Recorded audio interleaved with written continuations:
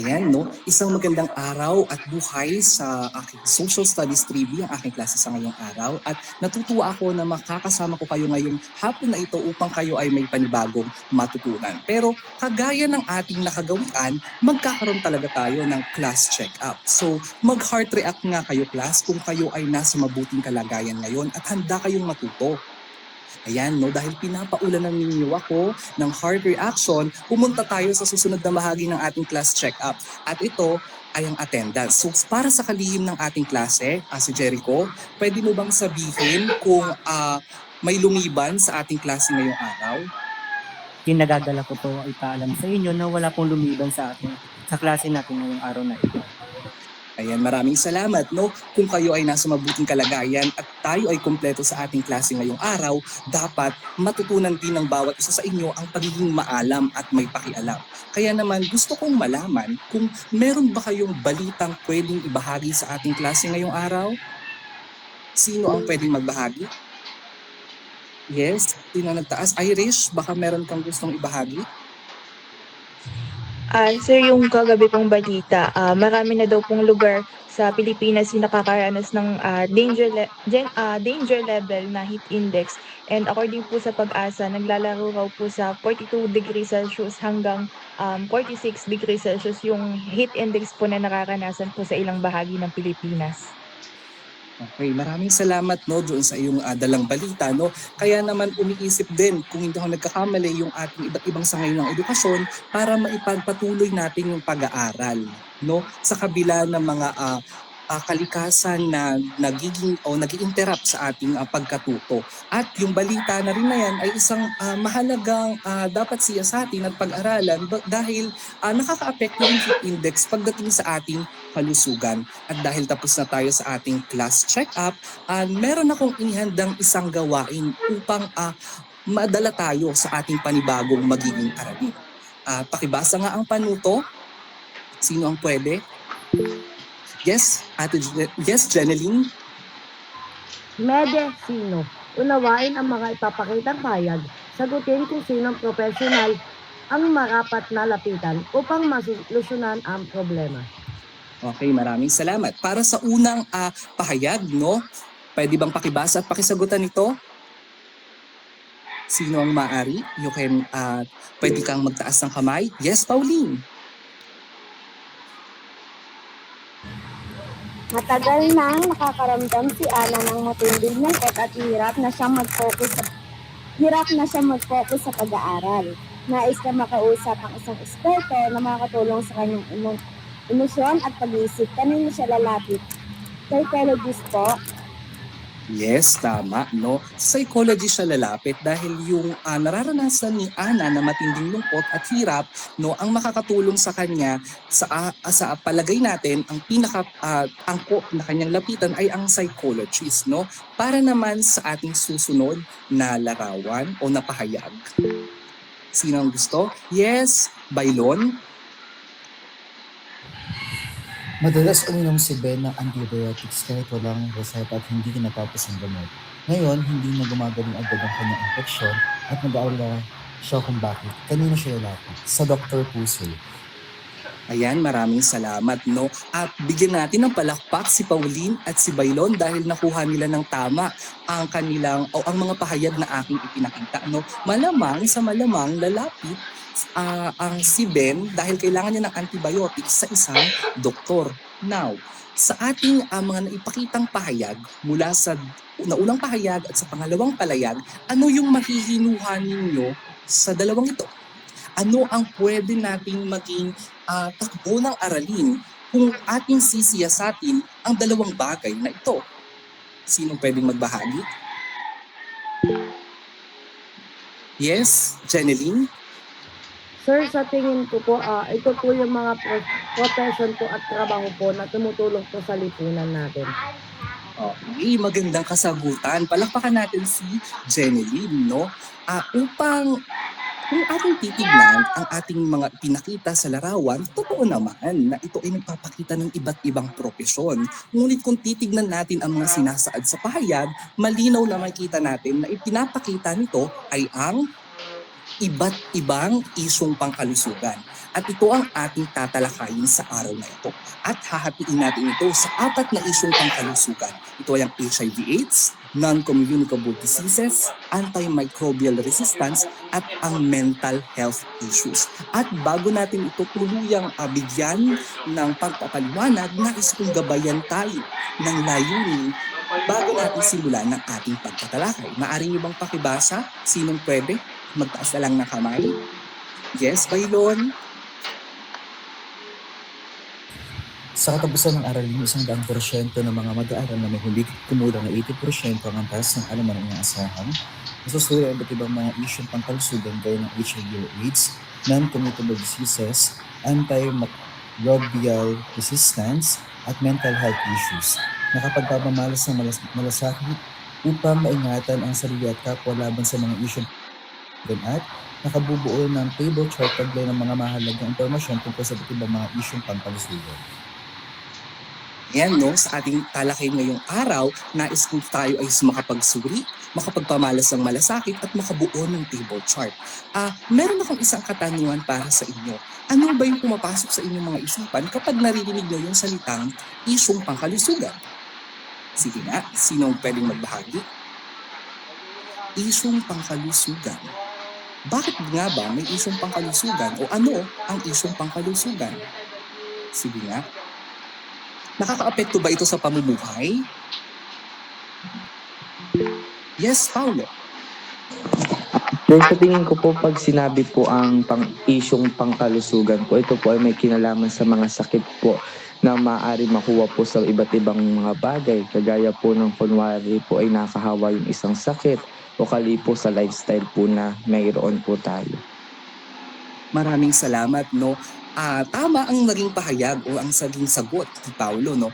Mahalaga na maisip natin o matutunan natin itong mga isyong pangkalusugan kasi ito ay pang-araw-araw na bumabagabag sa isipan o sa mga pang-araw-araw na buhay ng ating mga tao o sa atin bilang mga mamamayan dahil naniniwala tayo na mahalagang matutunan natin to kasi ang malusog na pamayanan, ang malusog na mamamayan ay nagdadala ng progresibong lipunan. No? Ngayong may ideya na kayo kung ano ang isyong panlipunan, atin ang himay-himayin ang mga pwede nating matutunan na nakapaloob rito.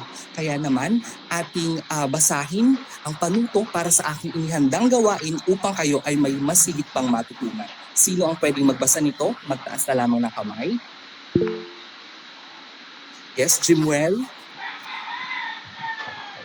Table to contain. Ang klase ay mahahati sa 4 na grupo.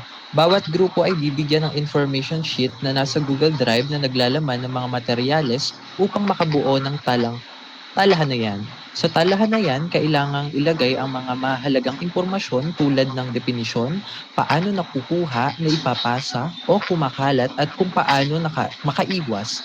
Kailangan ng isang kinatawan upang talakayin ang nilalaman ng talahanayan.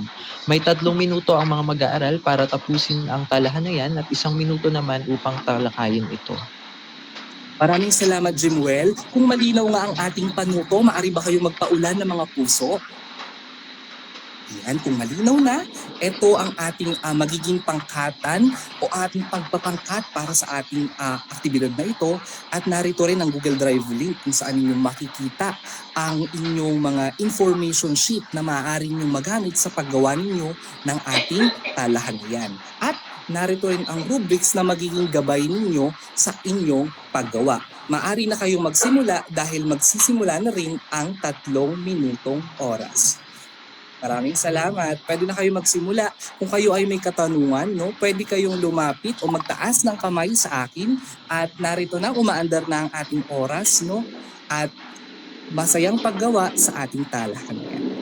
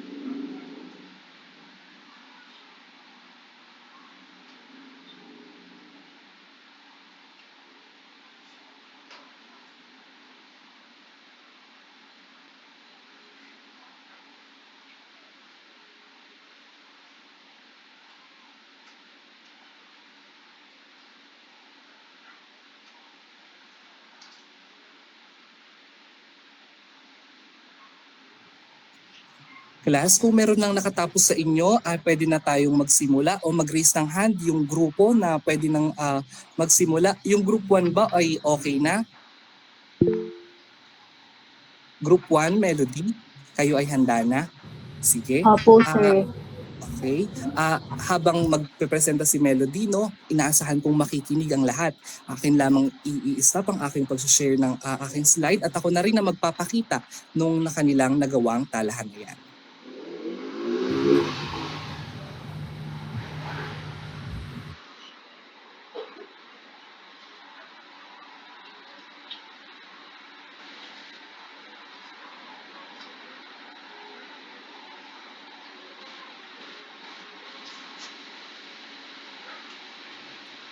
Ito ba ang inyong ire-report, Melody, ang HIV and AIDS?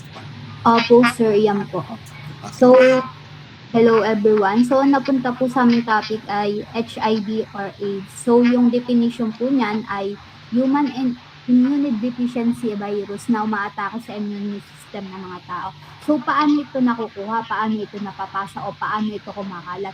So, kumakalat ito sa pamamagitan ng pakikipagtalik ng walang proteksyon, palitan ng dugo. So, paano ito maiiwasan? So, gumamit ka ng protection tulad kung makikipagtalik ka, gumamit ka ng condom or any protection na nare-recommend din ng mga doctors. So, yun lang po, sir. Okay, maraming salamat Melody, no. Sa kabuuan ng inyong presentasyon, kayo ay bibigyan ko ng 19 na puntos kasi nakita ko na kayo ay merong organisasyon, meron namang maayos na pagtatalakay, tsaka yung kooperasyon ay nakita ko kasi maayos naman ang inyong napakita. Ngunit nung tinignan ko yung nilalaman, naniniwala akong marami pa tayong pwedeng mailagay kung paano makaiwas, no, sa HIV, no. So, dahil ito ay yung isa sa mga napansin kong kakulangan sa kanilang reporting, ito ang bibigyan pa natin ng emphasis, no? So kung ang definition ng HIV, ito ay totoo naman, human immunodeficiency virus na umaatake sa immune system ng isang tao. At kung ito ay hindi maagapan, pwede itong lumala at mahumantong sa tinatawag nating AIDS o ang autoimmunodeficiency syndrome, na kung saan yung infection is nahihirapan ng labanan ng ating katawan at napakabilis na nating kapitan ng mga sakit. Going back, no, sa kung paano makaiwas dito sa HIV is dapat syempre kagaya nung nasabi ni Melody, gumamit ng proteksyon, nagbigay din siya ng mga halimbawa na pwede doon. Isa pa sa pwedeng paraan para mahawa ng HIV ay ang sa dugo at pagpapalitan ng bodily fluids. So kailangan hindi tayo maiiwasan natin ang HIV kung walang mangyayaring pagpapalitan ng bodily fluids, no? At gusto ko lamang ding bigyang paalala ang bawat isa na hindi na ipapasa ang HIV kung kayo ay makikipagyakapan. Kung kayo ay makikipag-share ng mga kutsara at tinidor. At kung kayo ay umuubo o bumabahin lang, no? Yun ay isa sa mga stigma na nagkakaroon kasi ng pandilili sa mga taong may HIV. Ngunit dahil pinaliwanag na natin kung ano nga ba yung mga misconception o stigma na meron dito, sana ay magkaroon tayo ng malasakit na ang mga taong ito ay dapat dinadamayan natin, no? At hindi natin pinandidirian. Para sa susunod na magpe-presenta, handa na ba kayo? Maraming salamat Melody, bigyan natin sila ng palakpakan. Ayan. Handa na ba ang pangalawang grupo? Pwede ka bang mag-raise ng hand kung ikaw ay handa na? O kung kayo ay handa na magpresenta? Yes, Jeshley, ililipat ko na sa kabila. Sa inyo ba ang non-communicable diseases? Yes po, sir. Okay, pwede na kayo magsimula. Ayun, bali napunta po sa group 2 is yung non-communicable diseases or NCDs. So yung definition po nito is yung NCDs po ay yung mga sakit na nararanasan ng mga tao kundi hindi po siya nakakahawa. So paano nga po ba siya nakukuha or naipapasa or kumakalat? Maaari pong pwedeng sa lifestyle galing or sa genes po natin. And paano po ba tayo makakaiwas? Makakaiwas daw po tayo sa pagpapanatili ng maayos na kalusugan. Yun lamang po. Thank you po. Ayan, no, upang bigyan ng puntos ang pangalawang grupo, na-checkan naman nila lahat yung organisasyon, pagtalakay, tsaka kooperasyon. Pero nakita ko na mas kaunti yung kanilang nilalaman kaysa dun sa naunang grupo. Kaya bibigyan ko sila sa nilalaman ng tatlong puntos at ito ay sumatotal na 18 puntos. Palakpakan naman natin sila, no? So, paano nga ba, no, nakukuha itong non-communicable diseases? Tama sila na nakukuha ito sa lifestyle at may mga pagkakataon o madalas na nakukuha ito sa genes o sa namamana ng mga taong nagkakaroon nito. Pero dapat maisip din natin na minsan yung mga environment natin is nagbibigay din sa atin ng iba't ibang non-communicable diseases, no? At bukod sa pagpapanatili ng maayos na kalusugan, no, dapat isaalang-alang din natin yung pagkakaroon ng iba pang aspeto o mabigyan natin ng tiin kung ano nga ba yung paano natin mapapanatili ang maayos na kalusugan. So dapat hangga't maaari kumain tayo ng masustansyang mga pagkain, no?